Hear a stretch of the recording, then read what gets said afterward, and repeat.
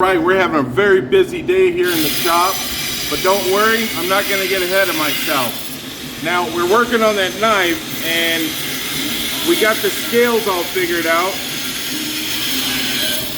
Going to do a combination of colors like this, because the client wants peacock, which that pretty much does look like peacock to me. I'm going to match it up with a nice purple liner before I send it out and glue it all up together. Plus, I went ahead and cut out all the bevels, so those are ready. Now we just got to get to gluing and shaping, huh? Let's rock it out.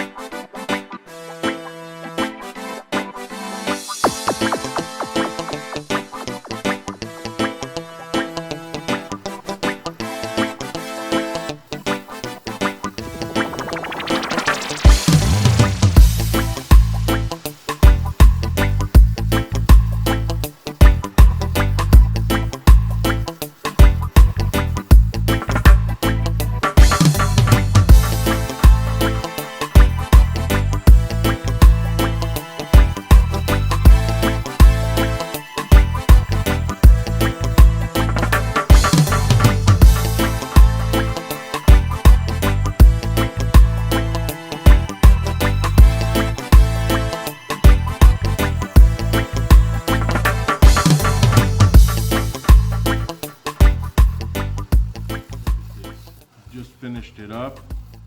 Got a nice shiny handle to it. I put the linseed on it and oh yeah, it smells like the linseed. Got the two-tone bolster on here. I scuffed it up and I put it in the ferric chloride to give it that nice character look to it.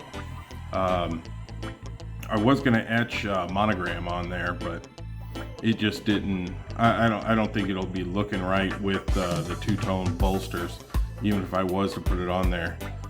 Next time I might actually make up a stencil and do their name across the bottom here. I don't know. The teeth, like I said, man, I followed 2 or 3 different videos and until I decided to do it my own way, this is what I got and I couldn't fix what I already had. But yeah, like I said, that's why these are giveaways and it helps me learn. This is the largest knife I've ever done. I took a piece of 8-inch